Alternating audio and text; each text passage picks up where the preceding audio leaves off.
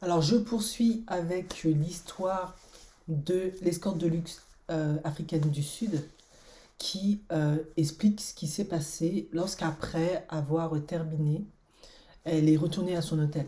Les autres filles étaient suspicieuses parce qu'on leur avait aussi monté le bourrichon. Et elle était tellement traumatisée parce qu'elle avait dû elle avait dû mougou avec des chiens. Eh bien, elle est rentrée dans sa chambre et elle s'est enfermée. Et Ashraf, il lui avait réservé une belle et jolie boisson. Et bien évidemment, il avait mis de la... En tout cas, il avait mis quelque chose dedans. Et il l'a obligée à boire parce que sinon, ça allait très mal se terminer pour elle. Donc, elle n'avait pas d'autre choix que de boire cette boisson. Et elle s'est... En tout cas, elle explique que dans la nuit, elle avait des phases de réveil et de sommeil et qu'elle faisait que de hurler, de crier. Elle voyait des mains sortir du mur, elle avait que des hallucinations, des choses horribles. Et les autres filles, pour le coup, comme elles avaient peur, parce qu'elles s'enfermaient dans sa chambre, elles ne savaient pas ce qui s'était passé, elles tambouronnaient à sa porte pour savoir qu'est-ce qui se passe, pourquoi elle criait comme ça, pourquoi elle était dans cet état. Et elle, elle a compris qu'en fait, elle s'était fait... on avait mis quelque chose dans la boisson. Et du coup, elle allait vraiment pas bien, elle avait juste envie d'aide, parce que ce qu'il avait fait, c'était horrible. Euh, Elle était au 50e étage, parce que c'était un immense building, hein, et elle avait qu'une envie de se jeter par la fenêtre. Et en fait, elle disait à ce moment-là, maintenant je comprends, quand j'entendais les histoires de femmes africaines qui se jetaient ou qui leur arrivait des trucs et tout, maintenant je comprends, parce que si on t'a fait faire des trucs comme ça, à un moment donné, t'as juste plus envie de vivre tellement tu te dégoûtes. Elle disait, je me dégoûtais, j'avais juste envie de finir avec moi-même parce que rien qu'à l'idée de me remémorer ce que j'ai fait avec ce chien-là, je peux pas y croire. Plus, et ça, j'avais pas dit dans l'autre vidéo, elle a rajouté d'autres détails encore plus affriolants, on va dire ça comme ça. Voilà. Elle expliquait qu'en fait, mais ça, je crois que vous connaissez certainement depuis le scandale là, Port-à-Moussi. En fait, il y avait aussi du popo et elle devait manger le popo. Et le popo, parce que forcément, elle vivait tellement des choses atroces qu'elle a regurgité, vous avez compris, hein, V-O-M-I, je crois, avec un E ou pas, je sais plus. Eh bien, ils ont mélangé ça avec son popo et il l'a forcé à bouffer ça aussi. Là, je crois que je suis tombée par terre, quoi. Et donc, quand elle pense à tout ça, comme elle a été traitée, son cerveau supportait plus, elle avait juste envie de se jeter par la fenêtre. Donc je suppose, et là vous voulez me dire, t'es folle quoi?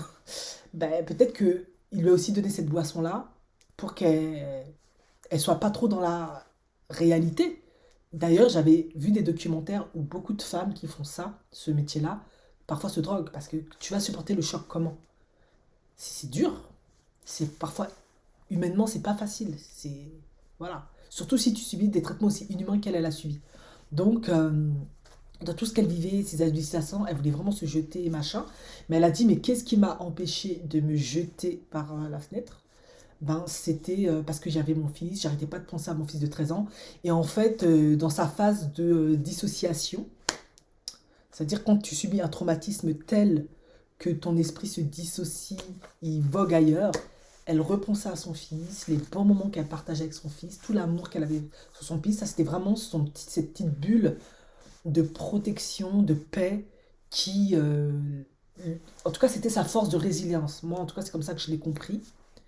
Et surtout, quand elle se remémorait les propos qu'il lui disait, il lui disait, toi, t'es rien pour nous, t'es un cochon, donc t'es impur. Nous, dans notre religion, on mange pas le cochon. Donc c'est pour ça qu'on va pas te toucher, on préfère te donner à notre chien.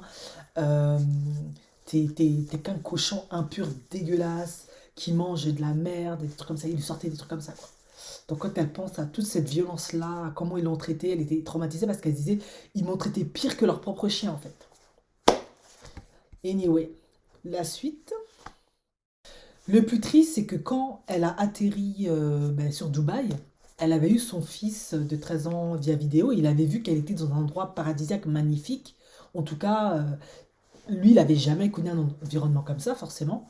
Et il lui avait dit, maman, ben, reviens avec un cadeau, tu me ramènes un vélo et je sais plus quoi d'autre.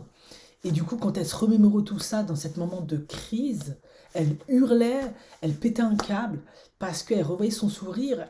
Et voilà, l'enfant, il est innocent. Il se dit, maman, elle va travailler, elle a trouvé un bon boulot, voilà, c'est innocent, quoi. Ça l'a brisé en mille morceaux. Son âme, elle disait, j'avais plus d'âme. Et dans tous ces états-là, ses collègues, elles tambourinaient sur la porte et pour qu'elle ouvre, parce qu'elles avaient peur. Et puis elle a ouvert. Et c'est là où elles ont discuté. Et en fait, elles se sont aperçues qu'elles se sont toutes fait manipuler. Qu'en fait, pendant que elle était partie chez ces clients-là, les autres aussi étaient partis dans un certain endroit. Et il y en a une, parmi elles, je ne sais pas si c'était la Nigérienne ou l'autre sud-africaine, elle était tellement sous les nerfs qu'elle est partie sur le balcon tirer une clope parce qu'elle ne savait plus quoi faire. À un moment donné, j'ai eu peur qu'elle saute, mais non, ce n'était pas le cas. Elles se sont dit, il faut qu'on reste forte, qu'on reste solidaire. Franchement, on s'est vraiment fait avoir, on s'est vraiment fait entuber, quoi.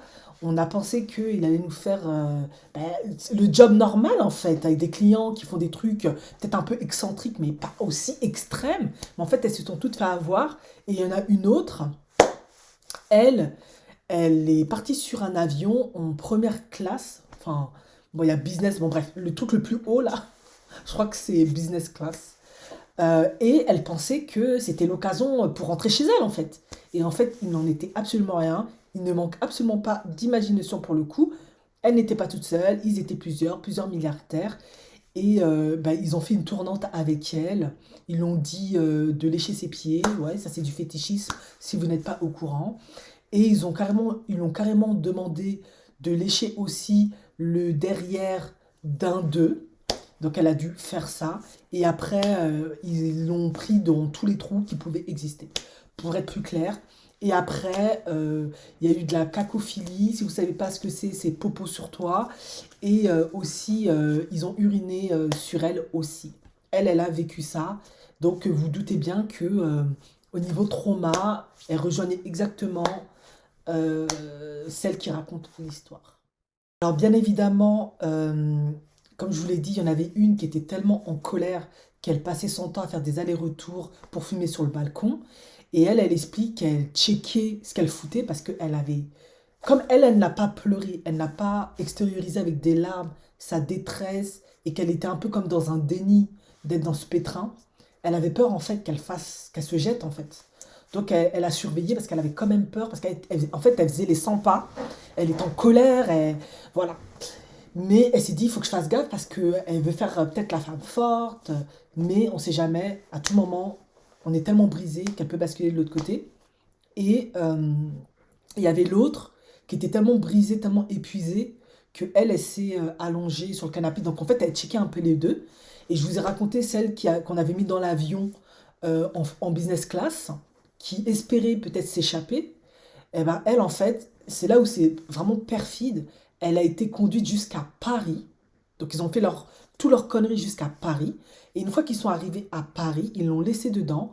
Ils l'ont dit de se nettoyer. Ils l'ont laissé dedans. Ils l'ont attaché avec une laisse, comme un chien. Et ils l'ont laissé dedans. Et eux, c'est un avion privé. Ils sont partis faire leurs courses, leurs bails, je sais pas quoi. Et après, ils sont revenus. Et de nouveau, ça a recommencé. Et après, ils sont revenus à Dubaï. Et ils l'ont remis à l'hôtel. Et le pire, c'est qu'avant qu'ils la déposent et qu'ils continuaient leur connerie, eh bien, ils lui ont de nouveau demandé bah, des trucs chelous, comme je vous ai dit, cacophilie, tous les trucs tordus, etc. Et elle expliquait en plus que parmi ces hommes-là, il y avait aussi des Afro-Américains. Il y en avait deux, il me semble. Et comme ils avaient tous pris des substances, eh bien, ils étaient dans une certaine performance en fait. Vous voyez ce que je veux dire? Donc, ils arrivaient à rester très, très, très, très, très, très, très, très longtemps à Mougou. Et elle expliquait que quand tu Mougou, en tout cas, tu es une femme, c'est ce qu'elle explique, très, très, très, très, très, très longtemps, pendant des heures et des heures sans t'arrêter, à un moment donné, ton corps, il n'en peut plus. Et elle arrive à un point où elle a carrément tout expulsé, tellement elle n'en pouvait plus. Sauf qu'elle a expulsé ça sur un des clients, sur un des hommes, et il s'est mis à la gifler, à la tabasser dans tous les sens, parce qu'il a dit, ouais, tu m'as sali, tu m'as manqué de respect, pour qui tu te prends, comment tu peux oser, t'es qu'une PUTE, t'es rien, nanani, nanani, nanani, nanana. Donc, elles étaient littéralement brisées. Voilà, elles s'étaient lessivées. Et elle raconte ça. Et du coup, bah, quand elles se sont retrouvées dans la chambre d'hôtel et que lui, bah, il est venu Ashraf pour les voir et qu'il a vu il les avait brisées, il les avait mis plus bas que terre, elles n'étaient plus que l'ombre d'elles-mêmes, elles avaient entre envie de se tirer une balle, elles savaient plus quoi faire. Eh bien, il avait un sourire, il était tout content parce que, je sais pas si je l'avais dit au début, mais c'était un peu son objectif de les briser en fait. Comme ça, il peut en faire ce qu'il veut, en disposer comme bon lui semble, parce que de toute façon, elles ne sont rien. Et non, elles étaient vraiment anéanties. Elles regrettaient d'en être arrivées là, quoi. Elles se sont dit, mais on a fait ça, on a souvent fait ça, mais on n'aurait jamais imaginé se retrouver dans une situation similaire. Voilà la suite.